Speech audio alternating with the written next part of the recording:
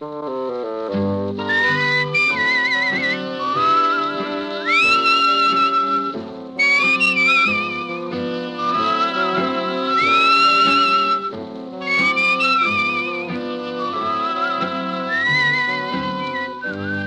Dick Powell as Richard Diamond, private detective.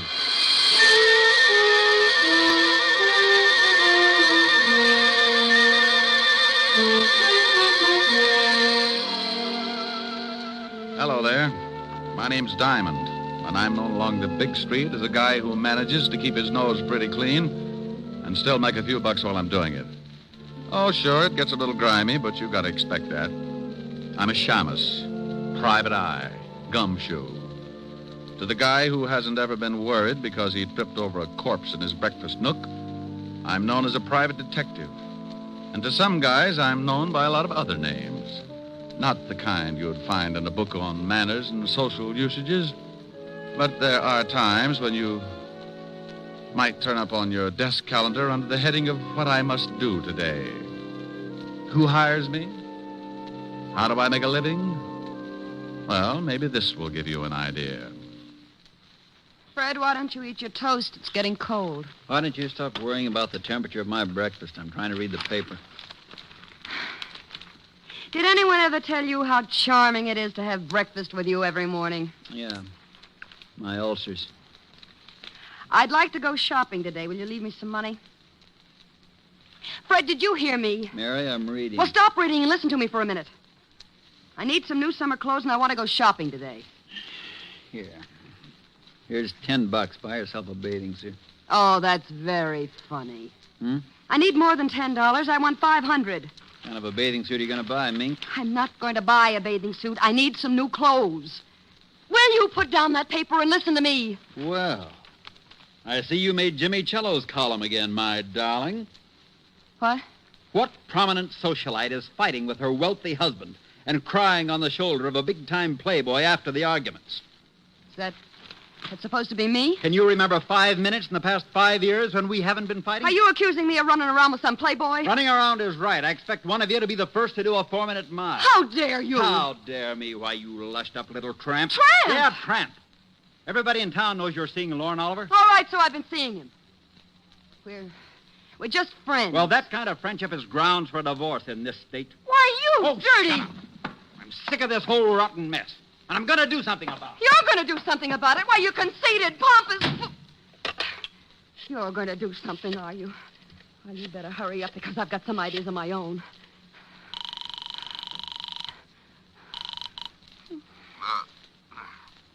Yeah? Lorne.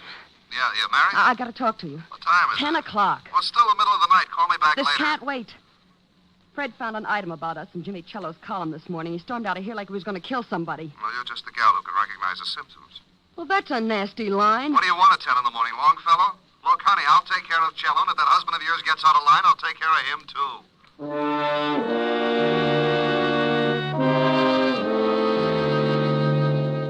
You see what I mean? If things like that didn't happen, I'd be out of business.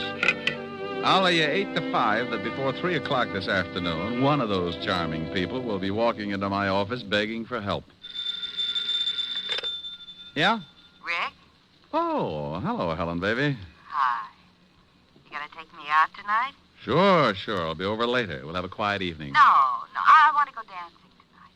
If you don't take me, I'll throw a tantrum. But, baby, I don't have the cash. I'm tapped this week. Well, if you won't let me take you, borrow it from Francis. You told me yourself he was good in a pinch. Yeah, but he's already black and blue from those 3 lunches at Lindy's.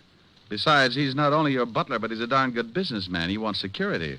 Well, give it to him. He's already got my badge, my book on the 10 best ways to sneak through transoms, complete with illustrations, and my gun. Haven't you got something else? Yeah, but I'm saving the right eye in case of an emergency. Keyholes, you know. Look, honey, let's go take in a quiet movie and... I want to get dressed up and go to a nightclub. It's summer. The flowers are blooming, and the fox has left his lair. His what? Oh, I've been hibernating all winter, and I want to get out into some nice, smoke-filled dance floor. Why, Helen. Why, Helen, nothing. Please, Rick. Hold it. Someone's knocking at my chamber door. Come in. Mr. Diamond? Yeah, pull up a chair. I'll be right with you. Who is it? I'm afraid to look. I haven't paid the light bill. This is a detective agency, isn't it? You, sir, have just won yourself a new economy home-size murder sampler, complete with a matching set of bodies. Me? No. I haven't got time to listen to your bright remarks, Diamond. I want to hire you. What did he say? He doesn't like my bright remarks. You won't even admit they're bright. What else? No, something about wanting to, Something about what? what was that last statement, sir? It sounded rather cozy. I said I wanted to hire you. What? I'll call you later, baby. Bye. Wait a minute. Now, Mr. Sears, Mr. Sears, what can I do for you? I want you to follow my wife. Will I like the view? She's running around with another man. Well, if they're just running around, don't worry about it. It's when they get tired and slow down that things start to pop. There was a veiled article in Jimmy Cello's column this morning about my wife and this man. Yeah, I know Cello. So do I, but I'm not interested in Cello at the moment. Well, what do you want? Enough on your wife so you can get a divorce? Yes. Oh, well, that comes kind of high. I don't like cases like this, and I usually turn them down. If you want me to swallow my pride, it'll take a $200 retainer and $100 a day in expenses. I'll write you a check. Oh, just like that, huh? I am quite wealthy. That's why I want the divorce, Mr. Diamond. There you are. Yes, sir. There I am.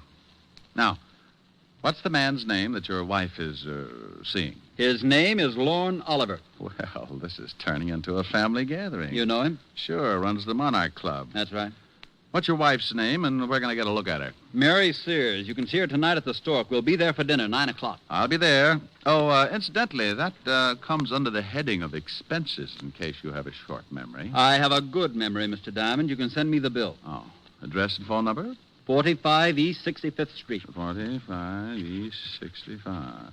Evergreen 41793. 41793. Now I've got to be going. Goodbye, Mr. Diamond. Goodbye, Mr. Sears.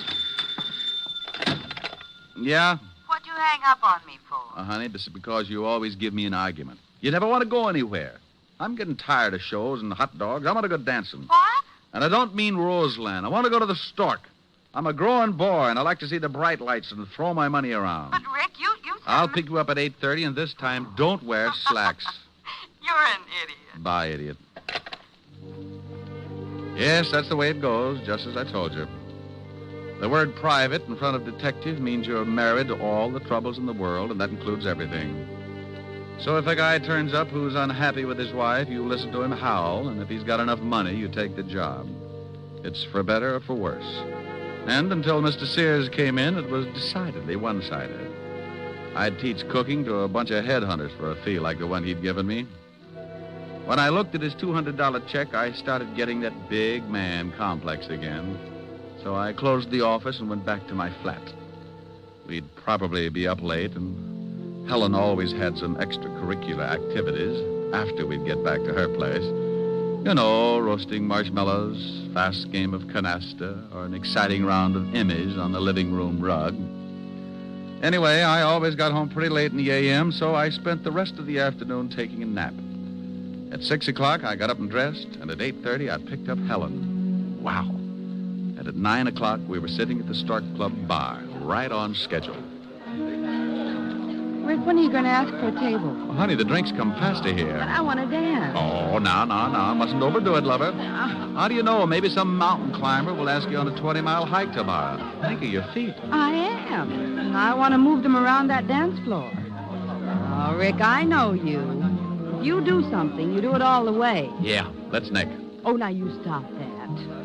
You're on a job, and you don't want to go in there because you've got to watch somebody. Well, Helen Asher, how are you, darling? Well, hello, Lauren. How have you been? Oh, couldn't be better. Why don't you ever stop over to my club? I'd like to show you around. She just brought a seeing-eye dog. Oh, hello, Diamond. You two know each other, don't you? Yes. How did we make such a grisly mistake, Oliver? I don't know. I tried taking penicillin for it, but it didn't do much good. Well, it probably helped out in the other things. Why don't you try hanging yourself? Rick. You always did think you were a pretty funny man, didn't you, Diamond? It's easy being a comic. You just find an idiot for an audience. How do you like the performance? Stinks. Pardon me, Helen, but I see some people I know. You'll excuse me, won't you, Diamond? Oh, sure, yes. But the next time you drop around, bring some airwick, huh? Rick, even if you don't like him, you shouldn't say those things. It's liable to start a fight. Oh, he wouldn't take a swing at a midget if he was riding an elephant. I wonder who his friends are. They don't seem to be too glad to see him. Their name's Sears. Is that who you're watching? Yeah, the wife. I don't know whether I approve or not. She's very attractive. Isn't she, though? Rick. This is business, baby. Business. I'm only drooling because I haven't had anything to eat since this morning. Well, then let's get a table. You've seen her. You've observed what she's doing. Now let's get something to eat. Wait a minute. Here comes somebody else I know. Where? Standing at the check room. The little man? Yeah, here he comes. Who is he? Name's Cello, Oh. Jimmy Cello. Writes a gossip column. I read it all the time. Yeah? Hello, Jimmy. Well, a Broadway shamus. Who's the lovely redhead, Diamond? Helen, meet James Cello, but be careful what you say. Jimmy, Helen Asher. Hello, Mr. Cello. How do you do? This an item, Rick? If I don't get us a table soon, she's going to make me give back her sorority pin. Oh, speaking of tables, I see some people I know. Nice meeting you, Miss Asher. Thank you. Goodbye, Diamond. Bye, Jimmy. Rick, he's going over to Sears' table. Hello, Walter. Hi, Doll. Hi. Well, good evening. What do you want, Cello? Oh, I just dropped by to see how the happy little family was getting along. Well, just drop away. Nobody asked you to stop by. Yeah, why don't you do that? And take Oliver here with you. Nobody asked him to stop by either. Fred, keep your voice down. This is my table, and I don't like a lot of crumbs lying all over it. Who's a crumb? Come on, Lorne. I guess Mr. Sears has forgotten a few things. I haven't forgotten a thing, Cello. When you print one thing in that lying sheet of yours, and I'll have you sued for libel. Listen, Sears, if I did print anything, they'd put you away so far they'd have to pipe air into you. Oh, do go on, Mr. Cello. This is getting interesting. You'd better get out of here, Cello. No. Go on, Cello. What have you got on old Moneybag? He's a lying, dirty gossip monger. He doesn't have a thing. Wait a minute. I don't like that. Why don't you ask your husband about North Africa sometime, Mrs. Sears? Just a minute. Fred, stop it. Fred. All right, now pick yourself up and get out of here, Cello. Maybe you're right. I've got a column to get out. It'll be all about you, Sears, in big type. Go on, get out. How about me? You gonna throw me out, too? You can bet your life I am. I'm getting out of here. You stay right where you are. Don't talk that way to Mary. I'll talk any way I like to my wife. Lorne, maybe you'd better leave. Here come the waiters. Nuts, I'm gonna push his fat slob's face in. Yeah? Yeah. Lorne, don't. All right. Come on. Break it up. Come on. Hey, waiter, give me a hand. Take your hands off me, Diamond. Now, calm down, Mr. Sears. I'll kill that slob. Oliver, you shut up or I'll pull your pants up over your head and shove you in a glass like a breadstick. I don't like people meddling in my affairs, Diamond. You're fired. I'm what? You heard me. Now take your filthy hands off me. Well, they were lily white before I palmed that check of yours this morning. You can have it back. Here, eat it. What? I'll have you in jail for this, Diamond. Why? It isn't every day you get to eat a $200 check. Oh, Rick, let's get out of here. Yeah, I'm sorry, baby, but that's what happens when you go to work for a hyena like Sears. You think he's a nice guy because he laughs so much. But you find out later it's only because he chewed your leg off.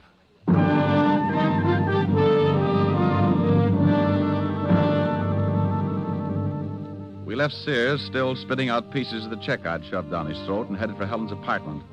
I was sore. When I get hot under the collar, I don't make for good company. So I dropped her off with a kiss and went back to my flat and climbed in the sack. I smoked a dozen cigarettes before I got to sleep. And when I finally did, it must have been with a big smile on my face. All night I kept dreaming that Lorne Oliver and Fred Sears were beating themselves to death with hot paper sacks.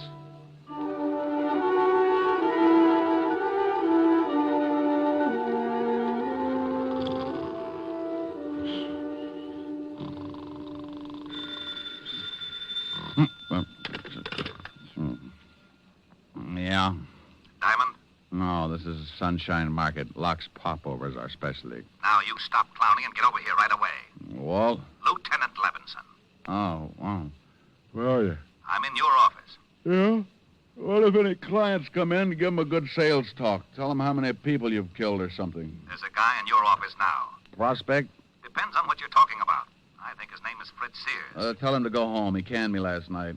I don't think he'll listen. All right. So he's sore. He's got a right to be. He's dead.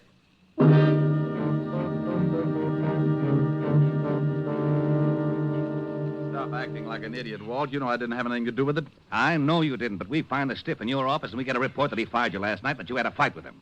I gotta tell the commissioner something, Rick. Tell him Sergeant Otis is teething. Now, you stop that. No, what do you know about the killing? The coroner just left. He said that Sears had been dead about 8 hours. The cleaning woman found him at 9 this morning and called us. That puts the time of the murder around 1 a.m. We found this clenched in the dead man's hand. What is it? An article torn out of the morning papers. Here, read it. Jimmy Cello's column. Read it. All right, I will. Don't yell at me. Fred Sears, wealthy import-export man, is having troubles.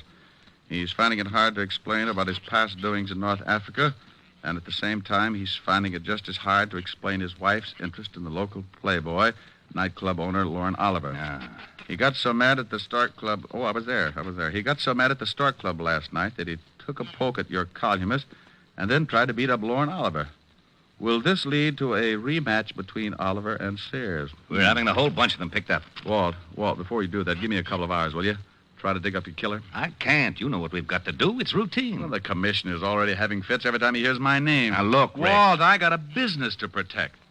And if he finds out the stiff was killed in my office, he'll probably haul in my license. Yeah. 1 hour, Rick. That's all I can give you. I got a job, too. Ah, thanks, Walt. I suppose you've got an alibi for 1 o'clock? Call Helen. We were toasting marshmallows.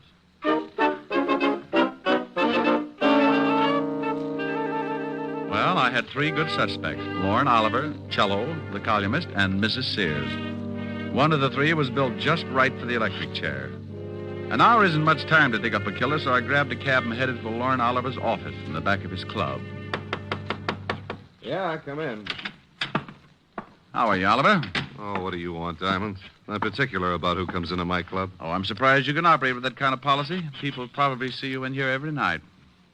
I think I'll have you thrown out. Where were you at 1 o'clock this morning? None of your business. Herman, Yeah, boss. come in here and show a guy out of my office. Oh, we get rough, huh? Yeah. Okay. I'll let you tell the cops who knocked off Fred Sears. Hey, this the guy, boss? Yeah. Wait a minute. Did you say someone knocked off Fred Sears? That's right, but don't start crying about it. It makes me feel so helpless. I'll tell my story to the cops. They'll get a lot tougher than I will. You won't get tough at all, Mac. Oh, stop flexing, Herman. You'll snap your girdle. Well, I guess it doesn't make much difference as long as Sears is dead. I was with his wife from about 12 o'clock to well, it was a long time after 1. Well, where were you all that time? At my place. Now, take a walk, Shamus. You got my alibi. One more question. Did you go out at all? Yeah, I went out and got the late papers. So what? I like to read. Okay. You don't mind if I stop by and see Mrs. Sears, do you? No, go ahead. I'll see you later. Oh, Herman, Yeah? you can let the air out now. Your muscles are lovely.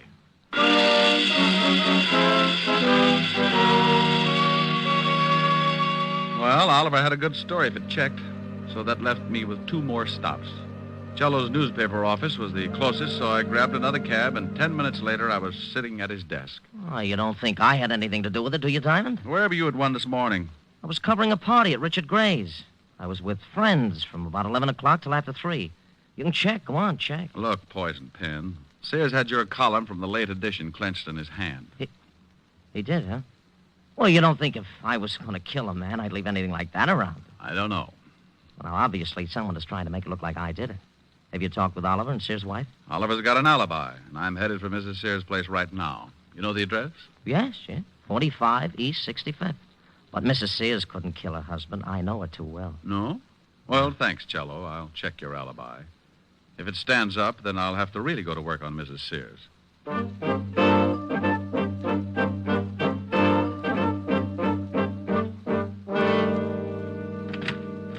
Yes? Mrs. Sears? Yes. Oh, you look even better up close. What's on your mind? You mean right this minute? Well, aren't you nice? Don't crowd me, though. I can keep up a pretty good average in this league. I'd say about 1,000. Mhm. May I come in? I think so, if you keep talking. I like to hear nice things. Well, you deserve them. But I can think of some nice things to say about a panther. We'll talk about my family some other time. Can I buy you a drink? It's a little early, unless you got some milk. Milk? Where's your husband?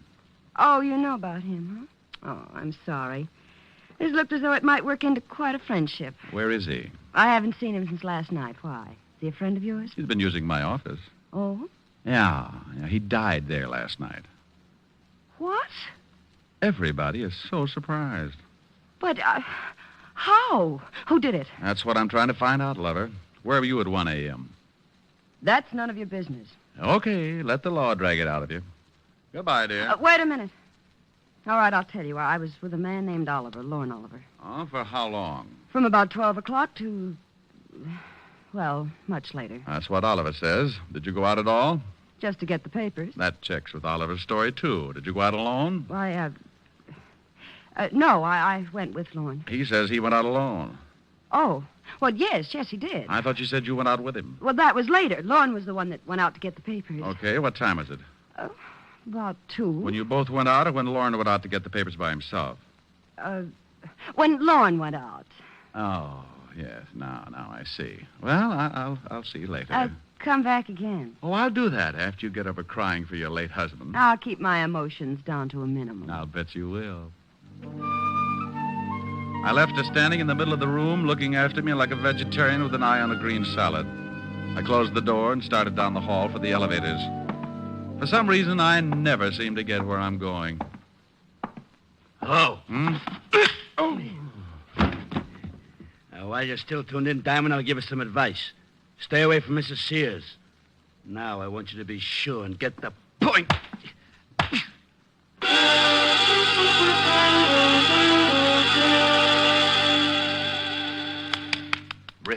Rick, come on, snap out of it. I'll go away. Come on, you don't look so good. It matches the way I feel. Oh, here's a new line. Where am I, Walt? In Mrs. Sears' apartment. Hello, handsome. She heard the scuffle in the hall, came out, found you, and called me. Swell. Who did it?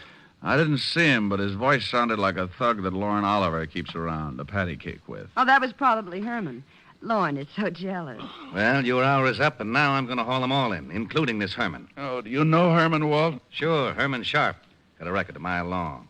Walt, if a guy wanted to hire a killer, where would he go? You know all the stoolies as well as I do. Yeah. Mrs. Sears, what was the fight about last night at the Stork? Oh, a columnist named Cello threatened my husband that he was going to print something in his paper. He said something about North Africa, and Fred hit him. North Africa? This is really getting mixed up. Was your husband ever in North Africa? Yes, during the war. He was a captain in the Army. Walt, can you get me this Herman Sharp's address? He's the boy I want. Sure, but I'm coming along. Have your boys pick up Cello, Oliver, and take them both down to the station along with Mrs. Sears here. Well, you don't think I had anything to do with it, do you? I've known Jimmy Cello a long time. About 5 years ago, he used to run around with a little dancer named Mary Carroll. Sure he did. I married Carol, but I broke up with him when I met Fred. Yeah. Well, you'll see him at the station. You can pick up where you left off. Come on, Walt. We went down fast and climbed into the prowl car. Walt put in a call and got Herman's address over the two-way radio. 20 minutes later, we were standing in front of Herman's door. It was an old apartment house on the Lower East Side. I started for the door, but Walt had other ideas. Rick, we can't go in there. Why not? Because I haven't got a search warrant. Well, you got to go in if you want to crack this case. Not without a search warrant. Search warrant for what? To go in. Well, what do you want to go in for? I don't want to go in. You do. Do what? Go in. Well, go ahead. I haven't got a warrant. Well, what are you looking for? Herman Sharp. He's probably in there. He is? Sure. Well, what are we waiting for? Oh, what did I do that for? For that. What? Herman Sharp. Oh. Is he dead? Yeah, been shot. What are you looking at? Newspaper on the floor. This morning's. Oh. Cello's column's missing. Been torn out. Then Herman's your killer. Swell. Who killed Herman? Don't you know? I'm not going to start that again. Walt, go on back to the station. I'm going to check something and make a phone call. I'll be down in half an hour and point out your killer.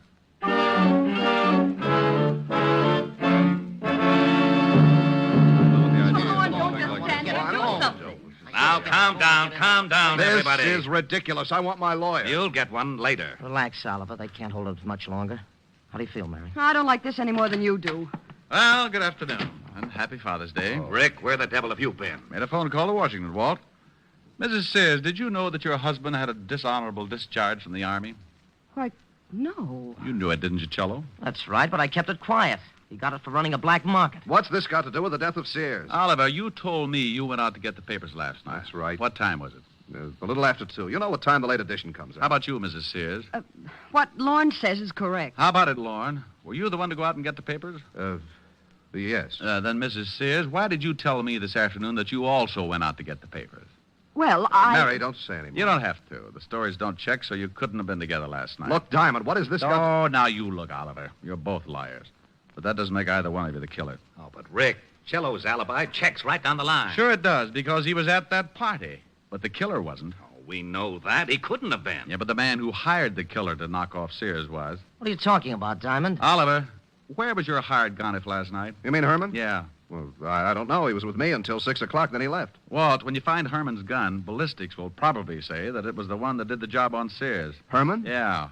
Cello, You hired Herman to kill Sears, and then you killed Herman. You're out of your mind. I didn't even know this Herman. We found the newspaper next to Herman's body. It had your column torn out of it. That doesn't pin anything on me. It just shows you that Herman probably stuck that article in Sears' hand after tearing it out of a newspaper. That's what you wanted to make it look like. You knew Herman. You knew about the clipping, so you killed him and tore the column out of this morning's newspaper. Of course I knew about the clipping. You told me about it this morning in my office. That's right. But you were the only one I told about it.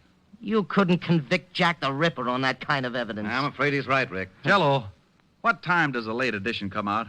About 2 o'clock. Walt, what time was Sears killed? Around 1.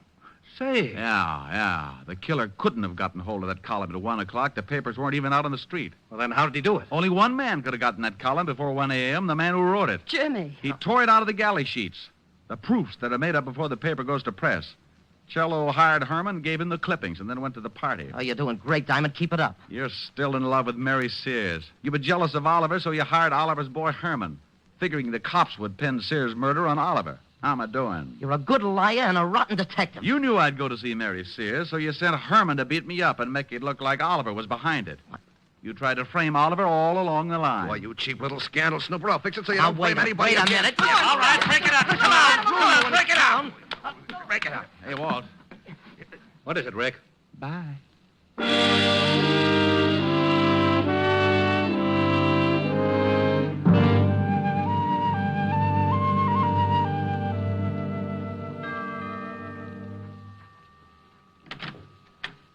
Oh, good evening, Mr. Diamond. Evening, Francis. Miss Asherin? Yes, sir, she's in the library.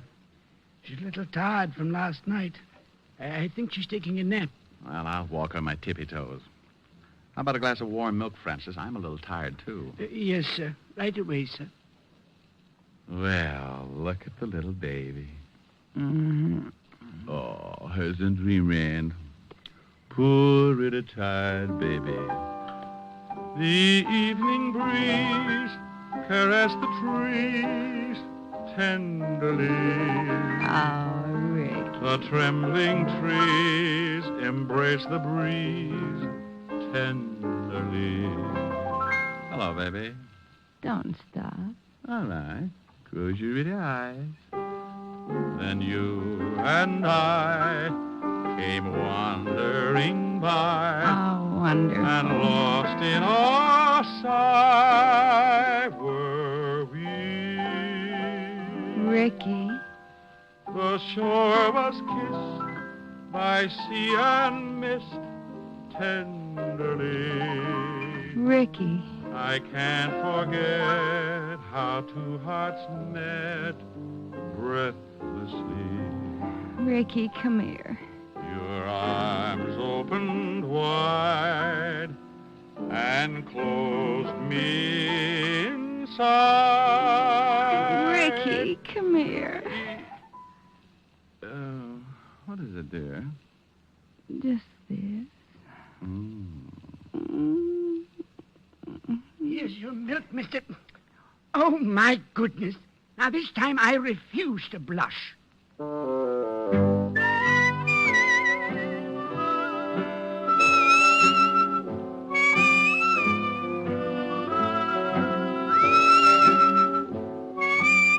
You have just heard Richard Diamond, Private Detective, starring Dick Powell. Helen was played by Virginia Gregg, Lieutenant Levinson by Ed Begley. Also in our cast were Wilms Herbert, Hy Averback, Joan Banks, Parley Bear, and Sidney Miller. Music was under the direction of David Baskerville. Richard Diamond is written by Blake Edwards and directed by William P. Rousseau. Now, this is Eddie King inviting you to be with us again at the same time next week when we will again bring you Dick Powell as Richard Diamond, Private Detective. This program has come to you from Hollywood. This is NBC, the National Broadcasting Company.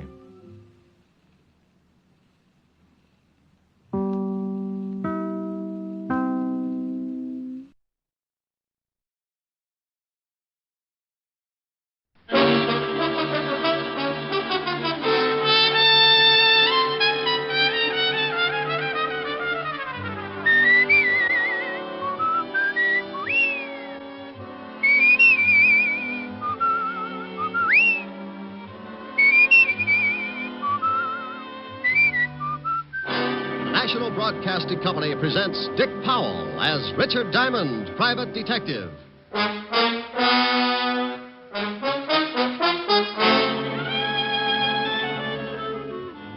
Diamond, this is Walt. Where the devil are you? Where I started out to be, down on River Street, looking for Well, the you guy. stay right there and wait for me. But you might as well stop looking. Why stop looking? Take my word for it, he's not there. Well, if you're so smart, where is he? The city morgue.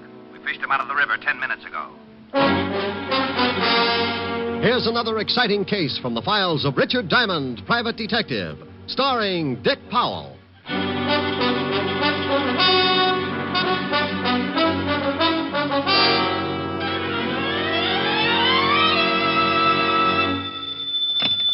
Diamond Detective Agency, first over the bars. That's nice. Oh, hello, Helen, baby. Busy? No, why? I'm lonesome. Can't you come over? Honey, I'd love to, but you can never tell when... Mr. Diamond, Oh, see what I mean? Or customer? Well, let's see. What can I do for you? I want to hire you. Helen, the man wants to hire me. Oh, good. I'll call you back. Bye. Bye. Now, Mr. Wellington, Mr. Diamond. Caspar Wellington. Oh, well, pull up a couch and tell me the details, Mr. Wellington. I need a bodyguard, Mr.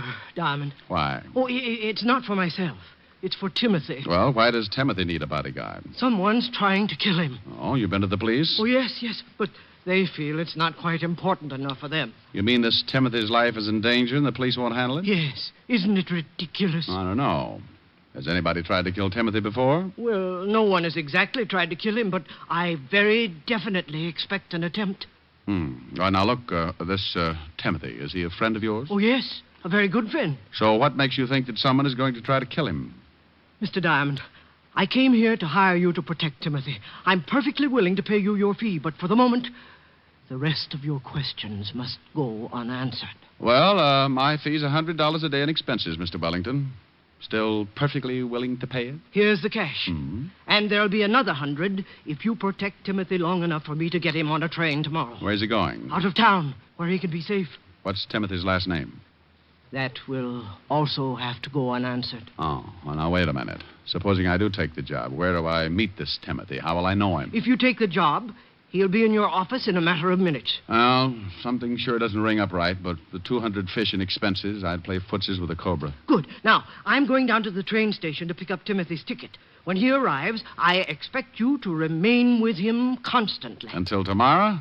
Oh, I got a small apartment. I hate to bundle. Don't let him out of your sight for a moment. I want him alive and well when he gets on that train in the morning. Does he play Parcheesi? Well, I doubt it, but you never can tell. He might like it. Dandy. Have him at Grand Central at 8 o'clock. I'll meet you. Do you know of any way I could possibly learn to hate money? If I did, I would never have come to you. Good day, Mr. Diamond.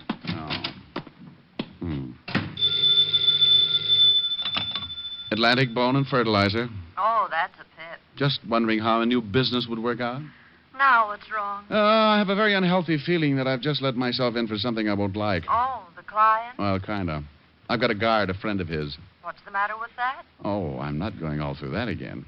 The client just came on like Secret Service. I got the name of the guy he wants guarded, and I know that someone's going to try and kill him. And that's it.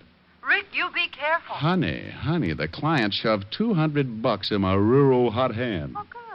What do you want me to do? I'm trying for capitalist this year. Didn't your client go to the police first? Sure. He went to the police, but then... Hey, you. Me? What? Yeah, you. Rick, are you listening? Yeah, I'm listening. Put down the phone, friend. We want to talk to you. Well, if you're listening, why don't you answer my question? If your client went to the police...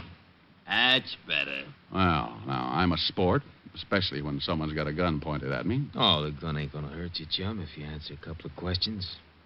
Where's Caspar Wellington? Who? You're going to be difficult? Look, you got a gun on me. Who wants to be difficult? You don't know Caspar Wellington, friend?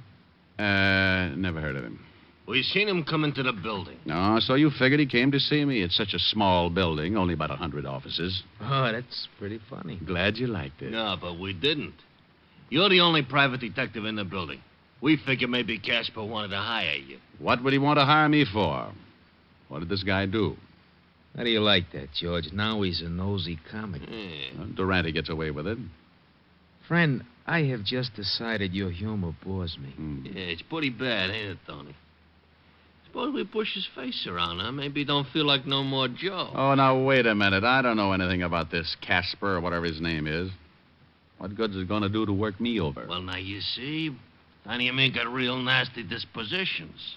We've been crossed, and then you make with the jokes. We don't like being the only ones unhappy, so we think maybe you ought to join us. Now, look. Hold it a second, Judge. What for? He's a setup. Oh, wait. We mess him up, the law comes. We gotta find Casper. We ain't got no time to play patty cake with the cops. I just want to cross the mouth. Forget it. Look, friend, you sure Casper Wellington didn't come in here? I couldn't be more positive. Okay. Put down the rod, George. That don't look so unhappy. Maybe the shamus is lying. If we catch him telling a fib, just think of the fun you can have later on, huh? Come on. We'll leave him? Yeah. So long, friend. And for your sake, I hope you've been leveling. Yeah. See you around. Yeah, bye. This is fool's fancy chop suey, Papa. Now, you listen to me, Richard Diamond. The next time you hang up on me, But I'll how- never speak to you again. And you better have a pretty good excuse for doing it this time. But you know I take a lot of things from you, Rick, but never once have you hung up on me. Helen, please. And I think it was rude and inconsiderate. Helen. And I want to know right now, this minute, just what kind of a poor, lame brain excuse you're going to come up with. Helen! Well? Now, look, baby, I don't know what's going on. This is like doing business in a roundhouse. The only reason I hung up on you was because two guys strolled in here and shoved guns in my face. Rick. And they were looking for the guy who came in earlier and hired me to look after someone named Timothy that I haven't even seen yet. It sounds awfully confusing. It is. Oh, hold the phone. Here's somebody else. Come in with your hands up. You Richard Diamond? Yep. You got a crate there addressed to you. Well, that figures. Bring it in.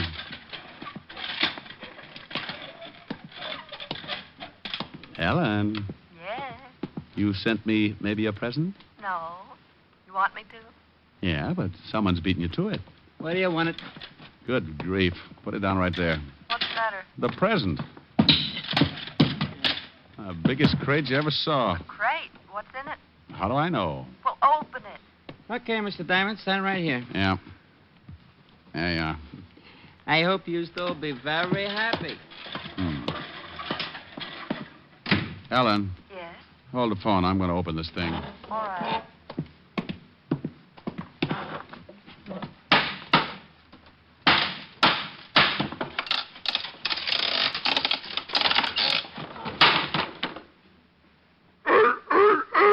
Oh, no. Oh, get away. Get away. Now, get on. Get on. Don't come up here. Don't. Oh, Helen. Rick, what in the world's the matter? Helen, if this is your idea of a joke, Please calm down and tell me what's wrong. what, can't you hear it? Well, I heard something, but I thought you must have eaten your lunch too fast. Well, I'm standing on my desk trying to fight off a monster. What? Call up Charles Adams right away. A monster? Yes. I'd swear it was a seal, but I know my friend's better than that. This thing has got to be poisonous. A seal? Yes, a seal. Hey, he's not so bad. He's applauding. You must have liked that remark about Adams. Now you stop it. Do you expect me to believe all this? She doubts you, fella. Say a few words. Rick, who in the world would send you a seal? I don't even need to look. This has got to be Timothy. Oh, it is Timothy. When he heard his name, he made like a curtain call. Sounds like one Richard Diamond. Hey, that's pretty... nothing. I'll call you back. Where are you going? I'm going to take Timothy right back to Mr. Casper Wellington and tell him that... Yes? Oh, for the love of... I don't know where to find Mr. Casper Wellington. Well, there it was. It was pretty silly. The smart, shrewd, level-headed Richard Diamond, for the sake of a couple of $100 fast bucks, winds up playing nursemaid and companion to a honking seal. Just to make sure it was Timothy, I took a look at the crate, and there on top was a small printed card. It read, "This is Timothy. If you want him to do something, throw him a fish. Herring. Signed, Casper Wellington." Well, that tore it. My temper was already pushing my hair up to attention, so I went out to the nearest delicatessen and came back with a bag of fish. With this, I lured Timothy out of the building and down in the street. I had to find Casper Wellington, so 60 pedestrians and one unhappy cabbie later, Timothy and I strolled casually into the 5th Precinct Police Station. Well, hello, Sergeant Otis. Oh, how are you, Shamus? Huh? Huh, what? What'd you just say? I said, hello, Sergeant Otis. No, after that. Yeah, that was it. Something wrong, Sergeant? Yipe! Otis, say hello to Timothy. Timothy, this is Sergeant Otis. Lieutenant! Lieutenant! Go on over and kiss the Sergeant, Timothy. Go on. Oh, no. Get him away from me. Get him away. Oh, Otis, he's not so bad. Lieutenant! Help! Now, Otis, come down off that desk. You look sillier than I did. Help! He's trying to eat me. Oh, be quiet. You too, Timothy. You'll wake up the lieutenant. Here's a fish. Throw it to Timothy. And that's for you, Diamond. You'll probably take my arm along with it. Get away. Help! What the devil is going on out here? Otis, what are you doing up there? Hello, Walt. What are you doing to my sergeant? And you shut up, Otis. That wasn't me. What do you mean it wasn't you? Of course it was you. Walt, meet Timothy. How do you... I'd hate to think what would happen if someone wandered in here with a walrus.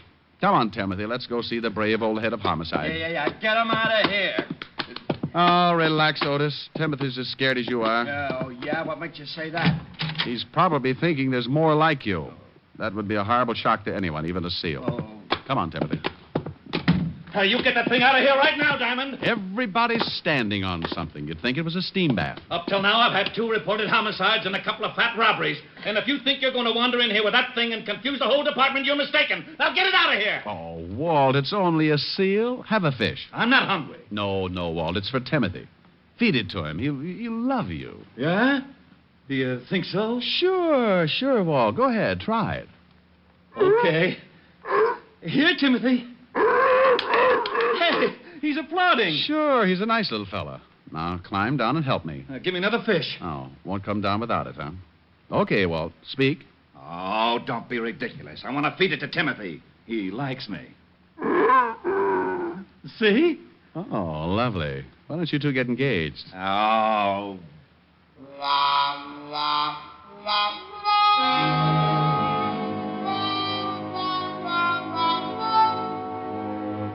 Well, after everybody got used to him, Timothy made the rounds of the whole department, with the commissioner being the only exception, of course. I told Walt the story about Casper Wellington and the 2 Gonifs who had come into my office looking for him. So Walt put Otis to work checking on the whereabouts of my missing client. Along about 3 in the afternoon, Otis pounced in with some news. Hey, Diamond. You find something? Oh, hi, Timothy. Yeah. Say, I checked with the Humane Society, and they report some guy who lives down by the docks. The name's Wellington, all right. He's been turned in a couple of times because he raises seals, and they make a lot of noise. Oh, and Lieutenant, we just got a report on another homicide. Well, thanks, Sporty. You tell the lieutenant all about it, Otis. I'm going after Casper Wellington. What's the address? Here it is.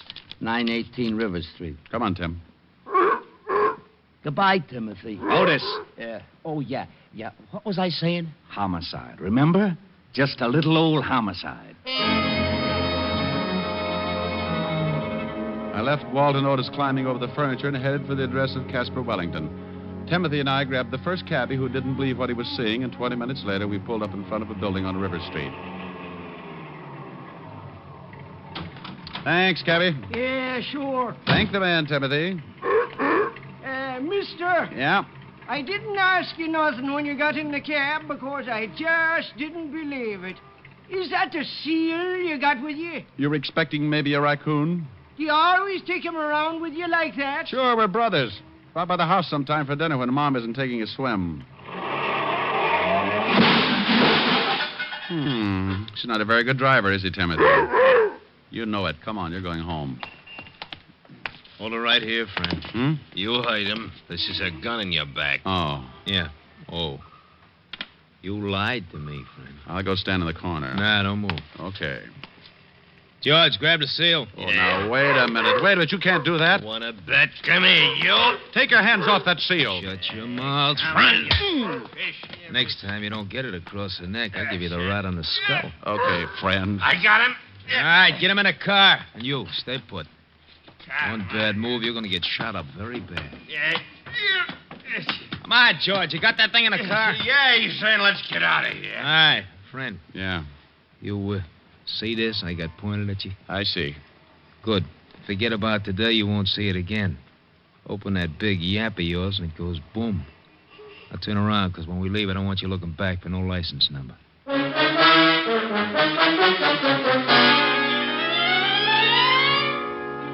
Well, I stood there while they drove off with poor little Timothy. Then I made a quick dash across the street into a store with a phone booth. Seconds later, I was hearing one of the most beautiful sounds in the world. Diamond, this is Walt. Where the devil are you? Where I started out to be, down on River Street, looking for my client. Well, you stay right there and wait for me, but you might as well stop looking. Well, why stop looking? His house is just down at the end of the block. Well, take my word for it, he isn't there. Well, if you're so smart, where is he? The city morgue. We fished him out of the river 10 minutes ago. What? He was suffering from a hole in his chest. Dead before he was tossed in. Oh, Walt. Remember those two guys who came into my office earlier? Yeah? Well, they just put the snatch on Timothy and belted me across the neck for my trouble. They swiped the seal? Yeah, so get on here. I'll meet you at Casper Wellington's house.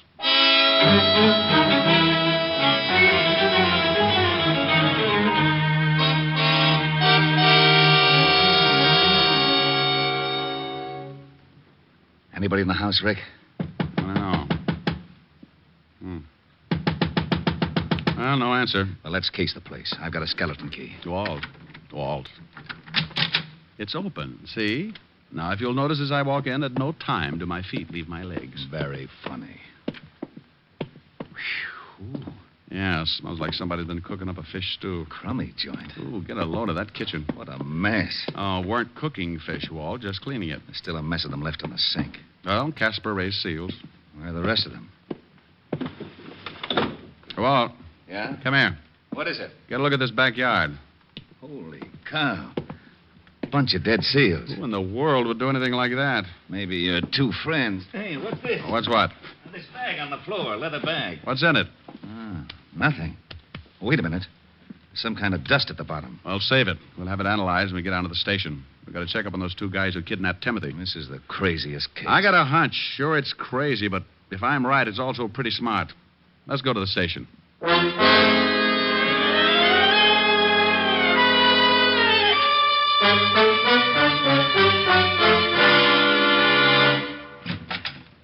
Hey, Lieutenant. Yeah, Otis? We just got something else on that Casper Wellington guy. Oh? What did he steal? Hey, how'd you know? Just a guess. Well, what is it, Hammerhead? Well, it seems this Wellington guy used to work for David & Sons. David & Sons? Diamond importers. Oh, that ties it. Would somebody mind telling me what the devil this is all about? And, Rick, you stay out of it. Now, Otis, what about Wellington? Wellington? Oh, he ran off with a load of diamonds. Yeah, $50,000 worth. Hey, but you don't... Rick, will you please, for the sake of my sour stomach, tell me exactly what it is you know? I'd be glad to, Lieutenant. It's very simple. Wellington comes to me and asks me to guard Timothy. Two guys kidnapped Timothy. That we heard. Then we find a bunch of dead seals in Wellington's backyard and the remains of a pile of clean fish. So? So, the two guys who kidnapped Timothy were obviously after something, and the seal was part of it. Hey, maybe Timothy wasn't a seal after all. Now, what would he be, Otis? Well, if those guys wanted him that bad, maybe he was a mink. That bag you picked up, Walt. Have that powder in the bottom analyzed. I'll lay 6-2 and even that it's diamond dust. Well, you think... Yeah. I think Timothy's got a stomach full of diamonds. What? I think Casper was mixed up with the two guys who grabbed the seal, but in some way crossed them. Why? He had to hide the loot, so he stuck it in some fish and fed it to Timothy. Then he left Timothy with me for protection until he could get him shipped out on a train. And in the meantime, the two guys who found Casper killed him and went back to his house to find the loot. Mm-hmm. They figured out the fish like you did and killed the seals in the backyard trying to find the stuff. You, my friend, win a herring. Otis, have the powder in the bottom of this bag analyzed. Put out a 108 on Timothy. Yes, sir. Diamond here will give you the description of the guys who grabbed him. We'll never find him that way. You got a better idea? Maybe, yeah. Look, you said those two guys killed Casper and then went right over to the house to look for the missing diamonds. Yes. All right, they knew where to look, but they didn't find anything. So they waited for me and Timothy. So? So Casper Wellington probably told them all about it before they killed him, trying to save his own life. All right, I'll buy that. So what? So by now they must know how hot those diamonds are. They're certainly not going to try to get rid of them here in town. And then they leave town. Yeah. And with that much loot, it would be a little risky if they tried by car. All right. How do they do it? The same way Casper thought of. Ship Timothy out on a train. Wait a minute, Rick. Otis. Yeah? Put in a call to all units. Tell them to cover the airports, train, and bus stations. Be on the lookout for a seal that's about to be shipped. Come on, Walt. Where to? Well, as long as Casper Wellington already made the arrangements by train, let's go down to Grand Central. Maybe our two seal nappers will keep the reservation.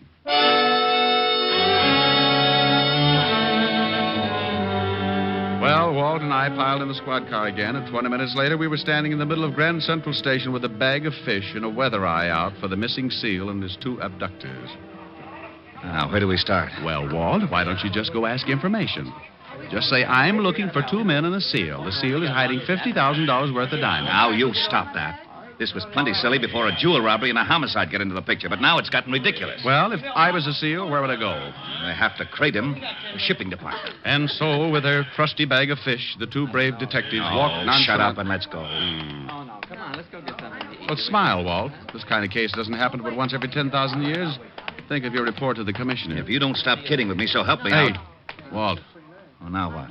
look, those 2 guys. Where? Going down the ramp. Oh, they got a big box. That's it. Let's take them. You said they got guns. They were pointing things that shot bullets. Could be guns. Take it easy. They're going up to that counter. Yeah. Hold it. Hold it here. No sense in starting a shooting match. Too many people. Well, what'll we do? Maybe the seal's not in the box. And if I pick them up without the loot, we may never find it. I got an idea. Go ahead, genius. Timothy likes fish, doesn't he? Yeah, he likes Well, fish. take this bag. They know me, so you walk down there and move in close to the box. Timothy's bound to get a whiff, and if I know Timothy, he'll raise a few flippers. You want me to... You want to get those diamonds, don't you? Oh, give me the bag. Don't snap. People will just think you ran out of cologne. Now get going. Yeah. Pardon me, but I'd like to find out about sending something. Oh, yeah? Well, what's the idea, Buster? We was here first. Shut up, stupid. You boys must be really sending something big. You're too nosy. I told you to shut up. Yeah, some furs. Oh, live ones? Hey, Tiny, what's with the seal? Will you shut up? What? I hate to mention it, but your furs are throwing a fit. He's busting loose. Grab him, will you? Okay, boys, that's all I wanted to know. Grab that stinking seal. He's gone after the sack this guy laid down. It's a sack full of fish. Hey, what's the idea? Hello, stay right there. Hey, Rick. Cops, were you... All right, Bud, drop it. Huh? I said drop it. Okay. You ain't taking me. Look out, Rick. This guy's got a gun. Let go. Let go of my hand. Will you get the seal off? He's chewing my hand off. And drop the gun. All right. Get him off. Come on, get him off. How do you like that? Timothy grabbed this gun up by the gun hand and made him drop it. I'll be darned. Crazy seal nearly killed me. You and your bright idea. Ship the seal, you said. Okay, boys. Here's a bracelet for you. Let's go outside. Walt, wait a minute. We got to get the jewels. Oh, yeah. Well, I'll take care of these 2 guys, then I'll take Timothy to a good veterinary. Okay. Walt, Yeah? if it means surgery, keep in touch. Sure. Bye, Timothy.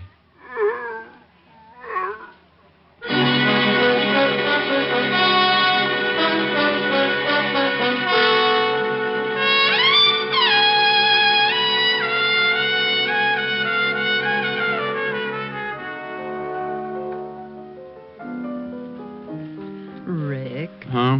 now don't be unhappy. Oh, how can I help it, honey? He's been in surgery for nearly an hour. Oh, but he'll be all right. They got a good vet. Oh, I hope so. I was getting attached to that seal. Oh, I got it. Yeah? Rick, Yeah, Walt. Yeah. How's Timothy? he had the diamonds in him, all right. Oh, but how's he? Well, Go ahead, Walt. You can tell me. I can stand it. he's very weak. Doctor says he thinks he doesn't want to live, no will. Oh, well, what's the matter? He was such a happy seal. I think he misses you, Rick. Every time someone mentions your name, he kind of honks and raises a weak flipper. I better come right down. He's sinking fast. Oh, you think maybe if he heard my voice, can you get a phone near him? Yeah, wait a minute. Okay, I got it next to his ear. Say something. Hello, Timothy.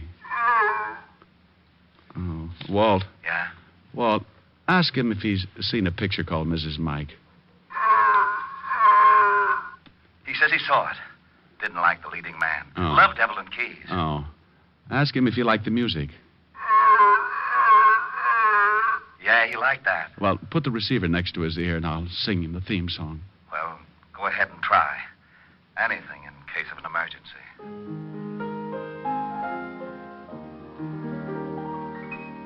If her name is Kathy, she's mine alone.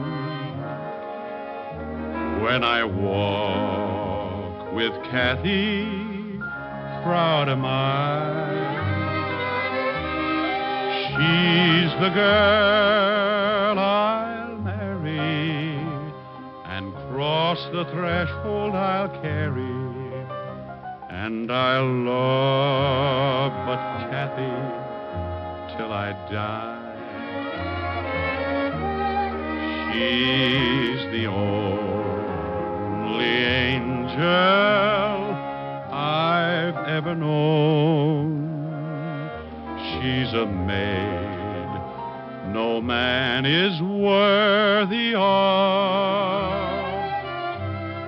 Although girls are many, compared to her, there isn't any. Only Kathy do I love.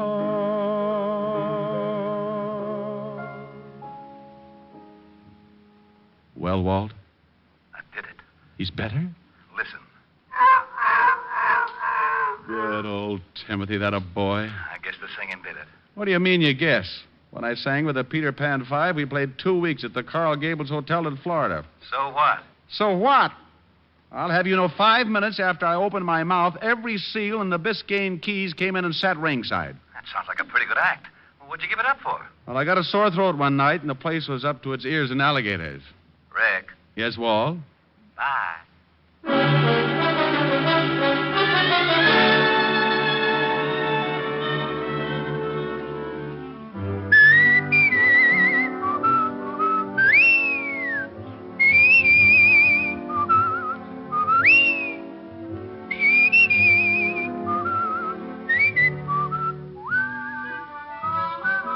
You have just heard Richard Diamond, Private Detective, starring Dick Powell.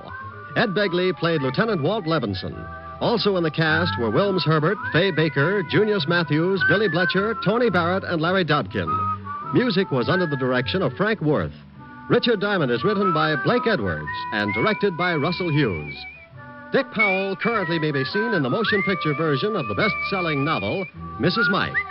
Isn't that right, Dick? Yeah, that's right, Eddie.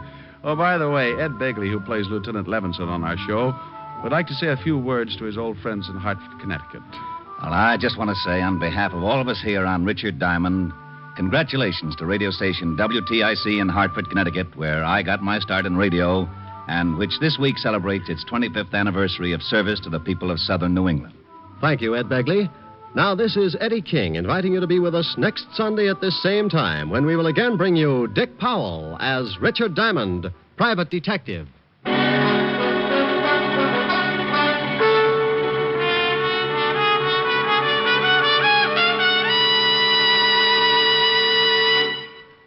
Governing a country is a pretty hard-headed business, and we don't usually think of our government as a dealer in dreams. But in one respect it is, because it's a dealer in savings bonds. Your particular dream for the future can come true through the judicious purchase of United States savings bonds today. As for buying United States savings bonds, the process is simplicity itself. If you're employed by others, use the payroll savings plan where you work.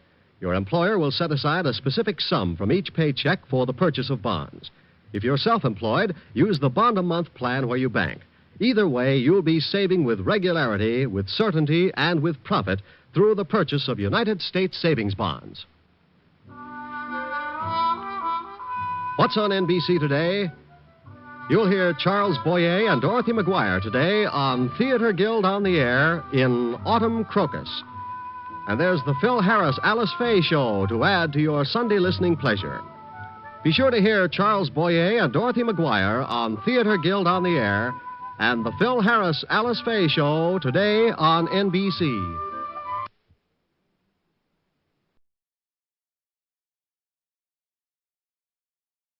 Portions of the following program are transcribed.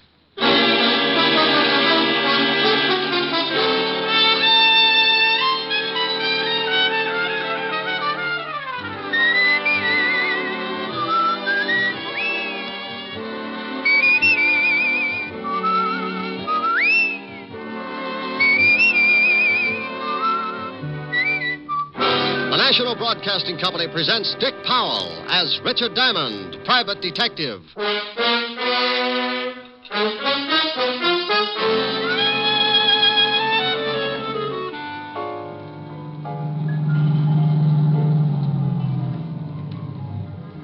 Roberts. Hello, Walt. Hi, Rick. They show? Not yet. Fisher is covering the service entrance. We'll go in. Honk the horn if you spot anything. Right. We'll get out here, Otis. Get the car out of sight. Like old times, Rick. Yeah, but I don't miss them. Somebody always gets shot up. Here's another exciting half hour with Richard Diamond, private detective, starring Dick Powell.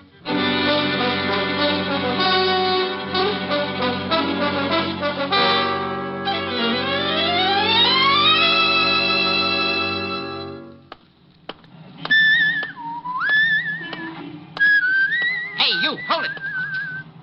There you are, sir. Candid snapshot of yourself strolling down the Great White Way. Look, thanks, Bud, but just sending this card with your name and address. Look, friend, thank you, but Mr. Diamond, please. You don't know me, but I know you. You used to be a cop. I done time. That's how I know, see? Okay.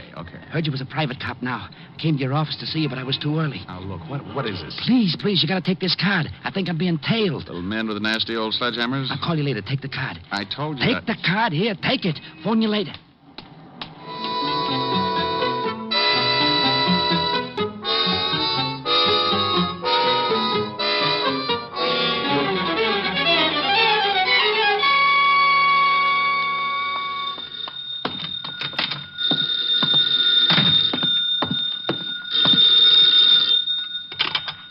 Diamond Detective Agency. Mary had a little lamb. She hit it with a stick. She could have gotten 20 years. Instead, she came to Rick. Oh, are you really that good?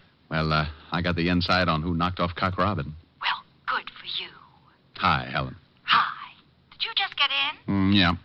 Kind of late, isn't it? Oh, well, I don't know. Work late on a case? A half a case. Alone? The funniest thing happened to me on the way to the office. Alone? No, I was leading patrol number 3 of the Brownies. I mean last night. Were you alone?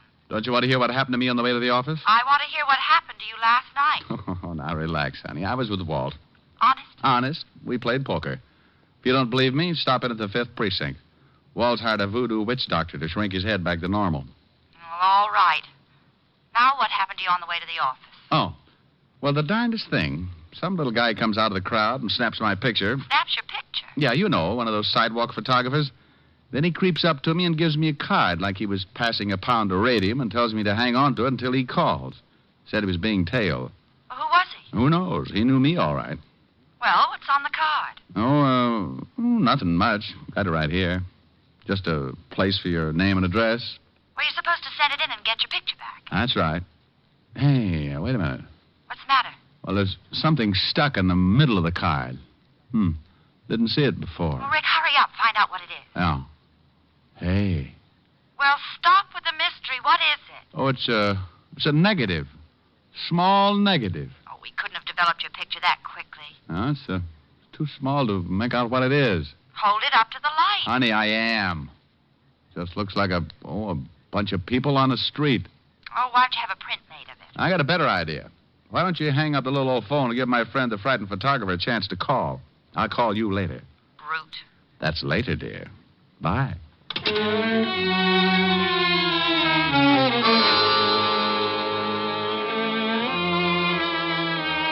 Well, that's the way it started. I hung up the phone, turned around in my chair, and held the negative up to the light again. Couldn't see a thing that made it unusual. The more I tried to figure it out, the less sense it made. My better judgment started chuckling, but somewhere down in the middle of my stomach, a little alarm started ringing. I had that lousy feeling again, and no matter how hard I tried to talk myself out of it, I knew something was wrong. That little alarm kept sounding off, and believe me, I felt pretty foolish when I realized it was a phone. Yeah? Mr. Diamond? Oh. Been taking any more pictures? How'd you know it was me? Scientific police methods. Hunch, and I recognize your voice. Find the negative in the card? Yeah. What does it mean? Don't want to talk over the phone. Come to 222 Bleecker Street, apartment H. You want me to bring the negative? No. Hide it. If they stop you, don't want to have it on you. If who stops me? They'll kill you, sure, if they find it on you.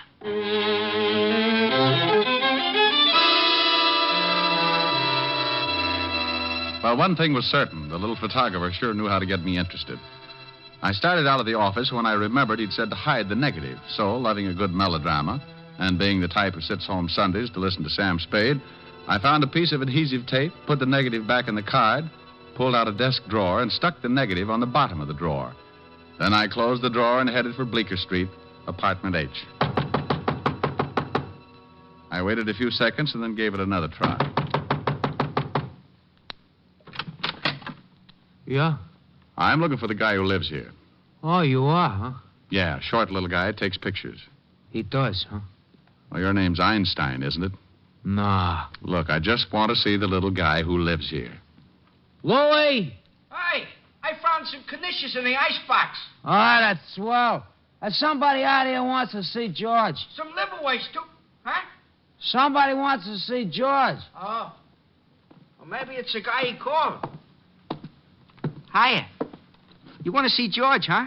I want to see the guy who called me. If his name's George, swell. Shall I let him in? Yeah. Come in. Thanks, Toto. His name's Tony. You called me Einstein before. Funny. George is in the other room, right over there. Thanks. I seen you before. Goody. Used to be a cop. Yeah? Private eye now. Hey, what the... That's George. See the one you want? Name's Diamond, ain't it? Look, dreamy. Is he sleeping one off? No, he's dead. Who killed him? I did? I helped. Okay, you helped. I wouldn't, Chalmers. Yeah, I got a rod in my pocket. Had it on you all the time. Pretty good, huh? He sees a lot of movies. I'll just take your gun, Chalmers. Be careful with the holster. I knitted it myself. Funny. You hungry, Chalmers? Not a bit. You, Tony? Oh, I'm starved. Put him to sleep while we have lunch, huh? Certainly. Hey, now... Louie. Huh? Let's heat them knishes. I like them that way. Yeah. I hope they're potato.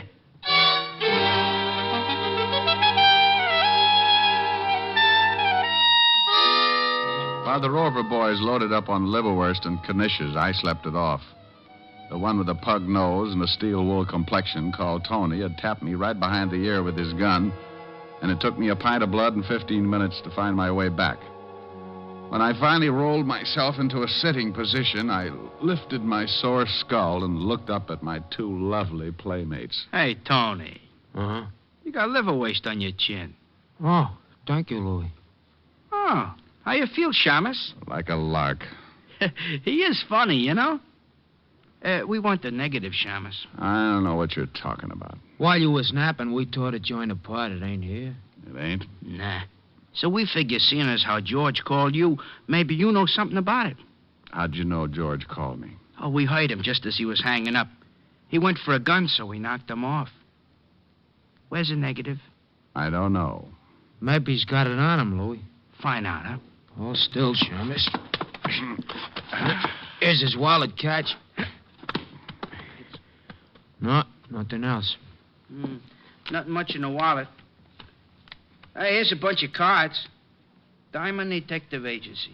Hey, get a load of the fancy printing. Yeah, fancy. And maybe he's got it in his office. How about it, Chalmers? Look, you two broken-down comics. Anything in my office the termites have got dibs on. And I still don't know about a negative. Louie, shall we go over there? Yeah, we gotta find it. What about the Chalmers? How long did you put him to sleep before? 15 minutes. Mm-hmm. And 15, about 20 minutes to get to his office. Half an hour to case it, join. 20, 30, 2. This time make it an hour, huh? Hey. Sure that's good for an hour? Oh, sure. But if you're worried, I'll give him another 10 minutes just to be safe.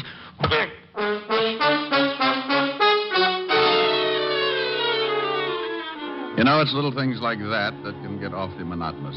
And if you're not conditioned, sometimes you end up with a few loose bolts. Tony was a man of his word, all right. An hour and 10 minutes later, I was stumbling around the room trying to comb the cobwebs out of my eyes. This also can be somewhat of a problem, especially when your eyes have come loose and rolled back in your head someplace. Well, I leaned over, shook my head a couple of times, got the eyes rolling around until I felt them drop into place, then I found my way to the phone.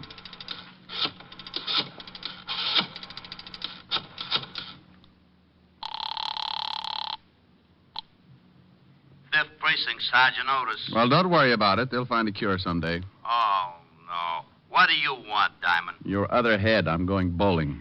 Someday, Shamus, Someday, Sergeant, you're going to find your true niche. And Ringling Brothers will have to find you a mate. Now, put the lieutenant on the phone. How's your head? Don't you shout at me. Well, it's your own fault. Who in the world drinks old-fashioned stingers? I do, and I'm sorry. How do you feel? Numb.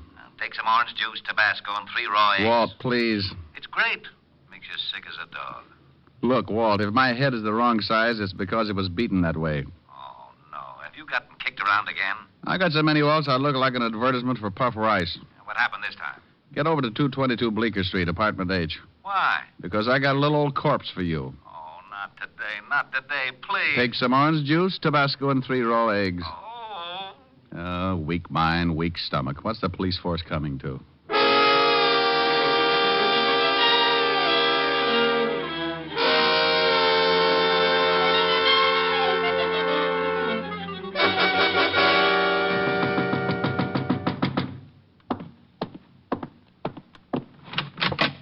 Hello, Bright Eyes. Oh, can't you lower your voice a little? Well, go on in, Otis. Oh, sure. Pelican Feet needs an engraved invitation. Well, shut the door. Yeah. Oh, no, you... Oh, what did I do? Relax, Walt, relax. You don't look so bad. I think I like you with the purple face. You said there was a corpse here. Where is it? And save the gags. The dead man is in here, laughing boy. You don't have to be nasty. Coroner should be here any minute. Well, there's the victim. Who is he? Otis, take a look.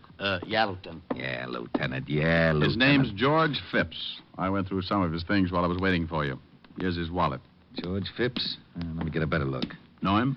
Get out of the way, Otis. But you said... Yeah, I know him. Ex-con. Got sent up just about the time you went on the force. He remembered me. What do? Drop circulars on Sing Sing? Otis, it wasn't that funny. Yeah, Lieutenant. What? No, Lieutenant. Otis. Oh, what, Lieutenant? Shut up.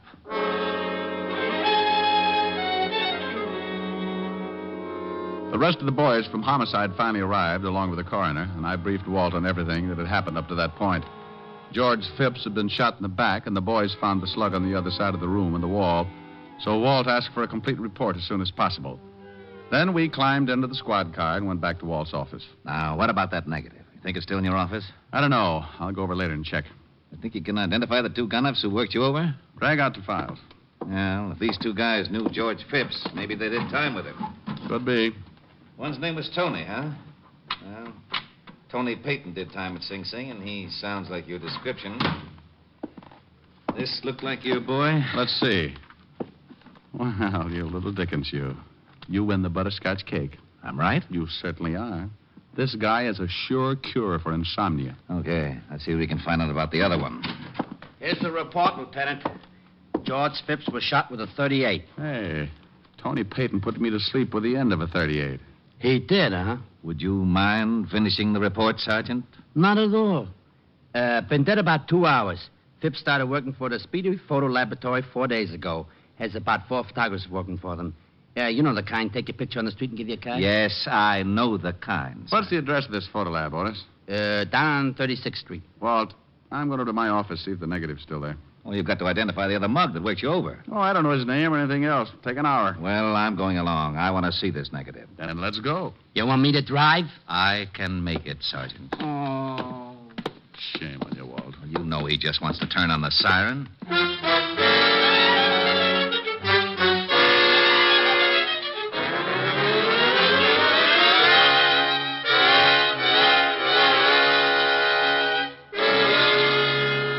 Well, the place is sure a mess.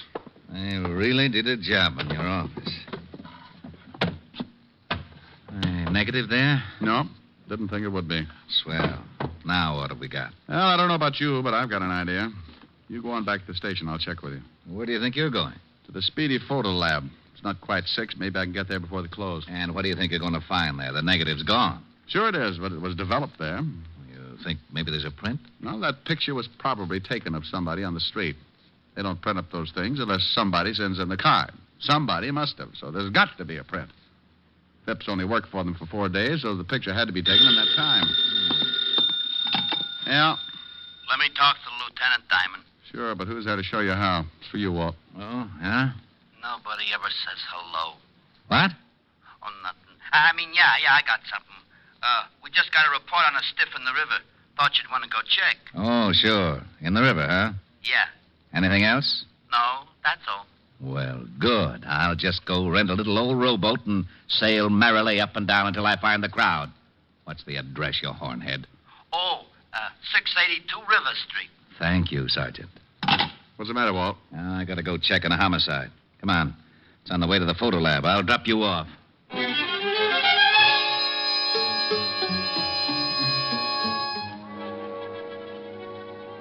We climbed in the squad car and cut across town.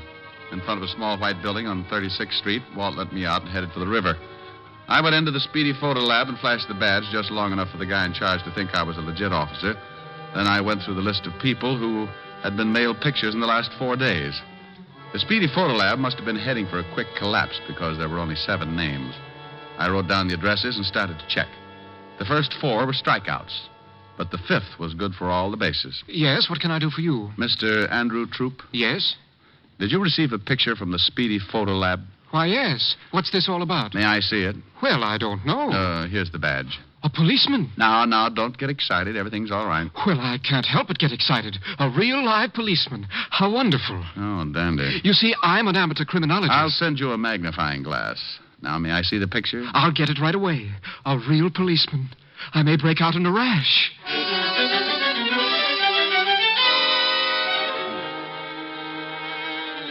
He got the picture all right, along with his correspondence course from the Find a Clue Detective School.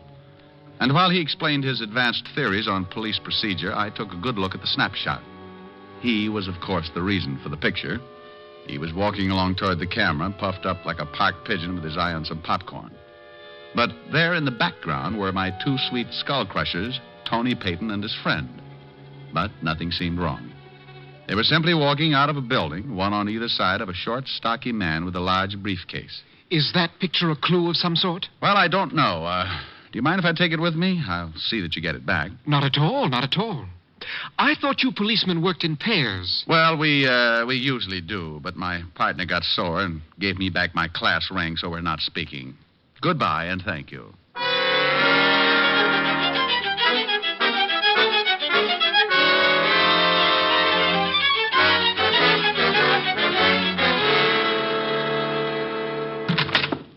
I got it, Walt. I don't care what it is, I'll trade you.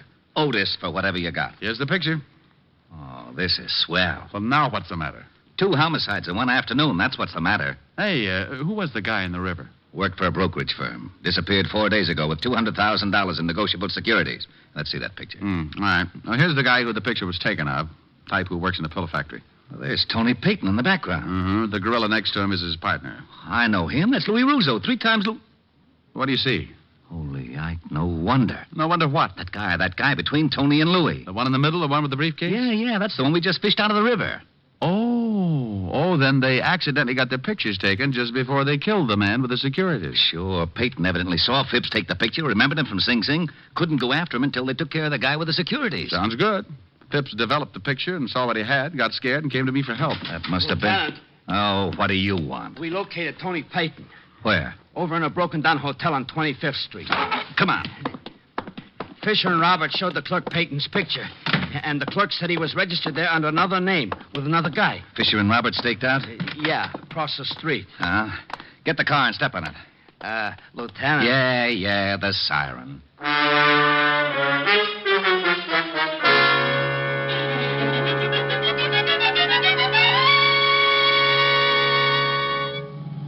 Here's Roberts parked up ahead. Pull up by him, Otis. Right.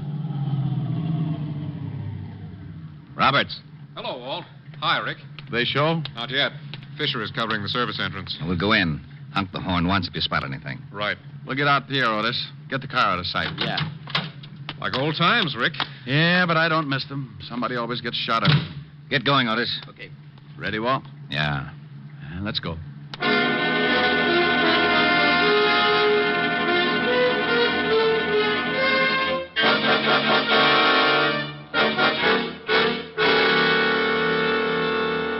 The desk clerk? Well, that's right. There's not going to be any shooting, is there? Not if we can help it. How late are you usually on? Till midnight. Is there a room around here, a closet or something we can wait in? Oh, nothing close to the lobby. Look, if there's going to be any shooting... What about the elevator? Well, what about it? Can we turn the light off and wait in there? Yeah, I guess so. Good idea. That part of the lobby's dark. Wouldn't see us until they were on top of us. Well, they just live on the second floor. What if they use the stairs? They won't get that far. Come on, Walt. What do you want me to do? What you do every night. Sometimes I play the radio. Okay if I play the radio? All right, but keep it low. I sure hope there isn't going to be any shooting.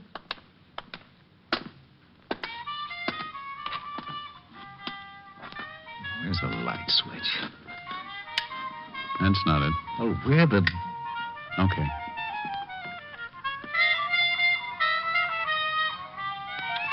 Is there a stool over there? Hey, that's too loud. Hey, lady. Hey, Yeah? turn it down. What are you doing? Getting that stool. That's it.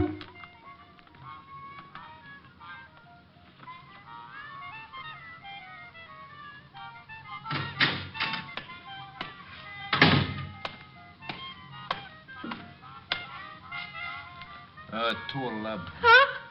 Oh. Peyton. Oh, you're sure jumpy. Yeah. 211. What's the matter? Something wrong?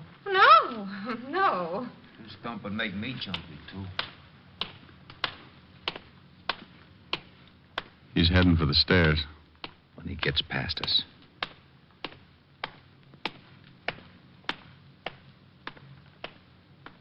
No. Hold it, Tony. Don't move an inch. Oh, the shamus. 38. Look, what is this? That's a bright remark. Where's your partner? You think I better make a guess?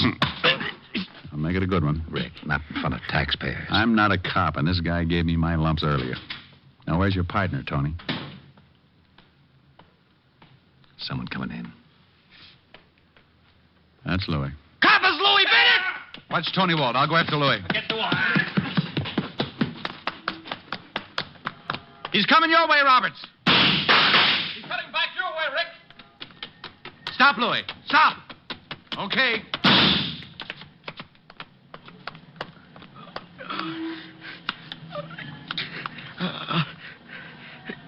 Get me to a hospital, will you? All right. Sorry about the holding, but he slipped past. Get him an ambulance. I'm going back in with Walt. Sure. Nice shooting.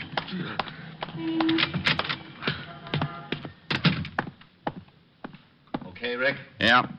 All right, let's go, Tony. Gee, I didn't think there was going to be any shooting. Well, you never know, do you?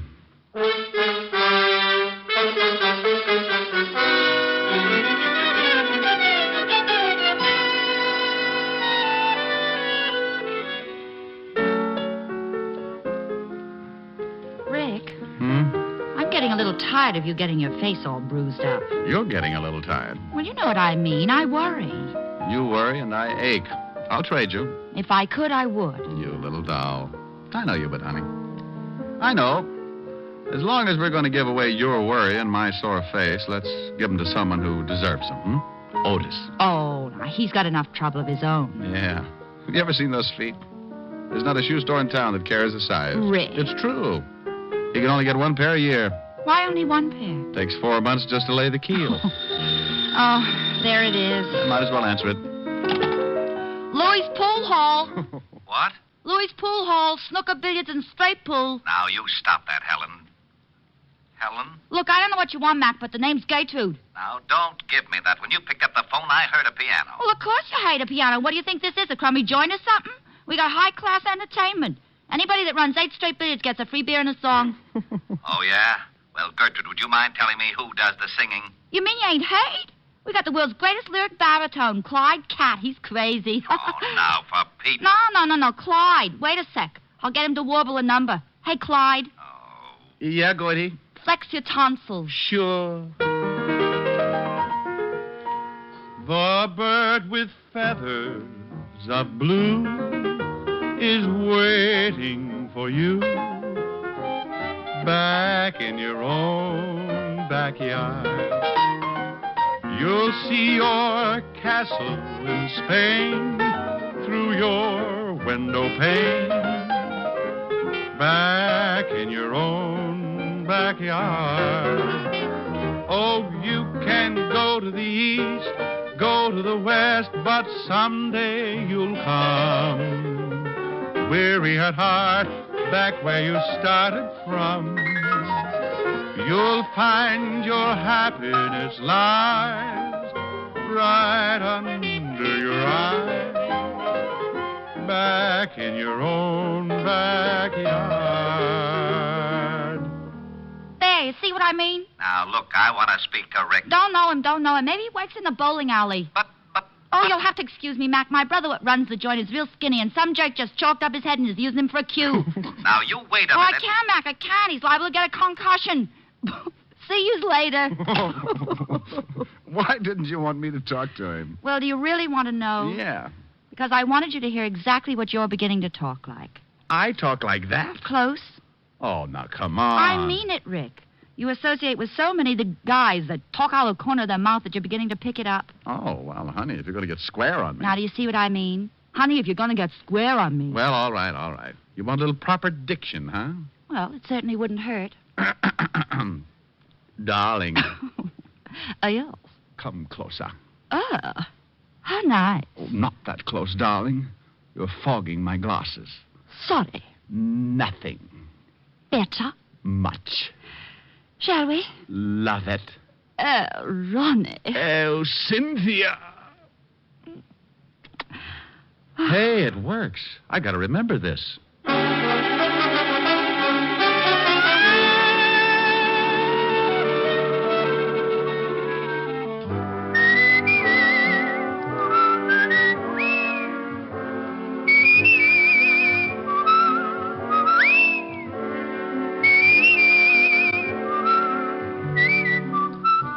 You have just heard Richard Diamond, Private Detective, starring Dick Powell. Ed Begley played Lieutenant Walt Levinson.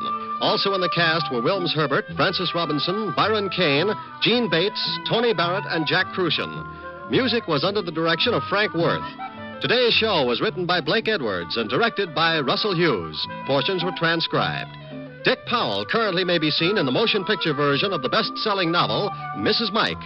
This is Eddie King inviting you to be with us when we will again bring you Dick Powell as Richard Diamond, Private Detective.